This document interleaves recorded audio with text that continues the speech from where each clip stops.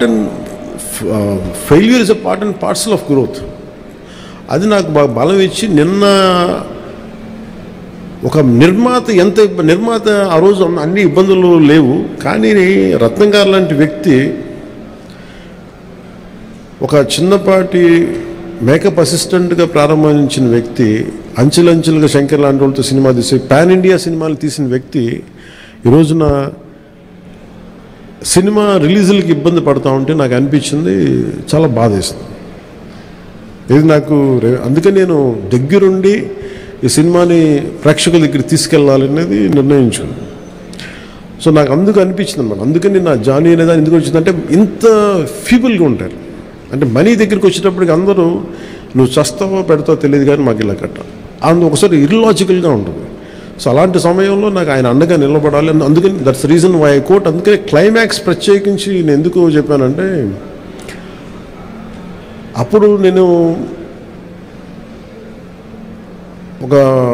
కొన్నిసార్లు నేను బుల్డోస్ చేసుకుని వెళ్ళాల్సింది, కొన్నిసార్లు రైట్ నిర్ణయం మన మనసుకు తెలుస్తుంది యాజ్ ఎ ఫిల్మ్ మేకర్గా. కొన్నిసార్లు పక్కన వాళ్ళు మాటలు నేను అసలు ఎప్పుడు పక్కన వాళ్ళ మాటలు విన్నాను. కానీ ఈ ఫిల్మ్కి వచ్చేటప్పటికి ఈసారి ప్రత్యేకించి ఎట్టి పరిస్థితుల్లో నేను పాలిటిక్స్లో ఉన్నాను, సినిమాలు బాగా చేయడేమో అన్న సందేహం ఎక్కువ మందికి ఉంటుందని చెప్పి ప్రత్యేకించి శ్రద్ధ పెట్టి చేశాను. సో క్లైమాక్స్ కూడా ఎందుకు చేశానంటే, నేను చాలా సంవత్సరాలు అయిపోయింది యాక్షన్ కొరియోగ్రఫీ చేసి. రియల్ లైఫ్లో వీళ్ళతో గొడవలు పడుతున్నాను, సినిమాల్లోనూ యాక్షన్ కొరియోగ్రఫీ చేశాను.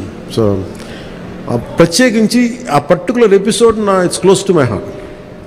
చిన్నప్పుడు ఎప్పుడు పుస్తకాల్లో చదువుకున్నాం, హిందూగా బతకాలంటే జిజియాపుని కట్టాలి.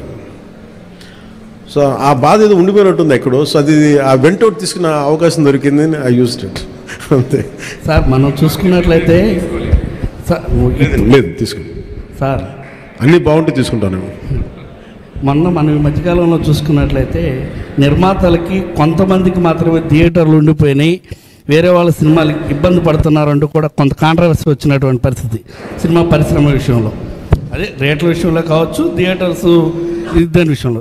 మీకు కూడా అలాంటిది అంటే థియేటర్స్ సరిగ్గా లభించకపోవడం, కొంత నిర్మాతలు ఏమన్నా ఇబ్బంది పెట్టే అవకాశం ఉంటుందా గతంలో లాగా? అది ఎప్పుడు అలా పెడతారని నేను ఎప్పుడు అనుకోను. ఎందుకంటే థియేటర్స్కి ఫీడింగ్ కావాలి, బేసిక్ సైన్స్, అది ఎవరు అలా చేస్తారు నేను అనుకోను. కానీ ఒకసారి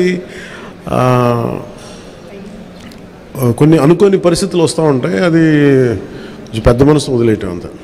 సార్ ఇప్పుడు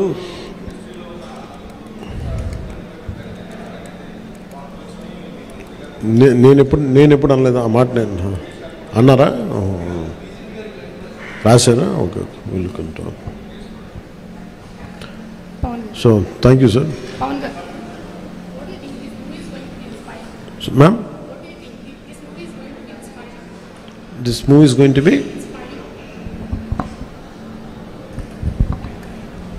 What do you think this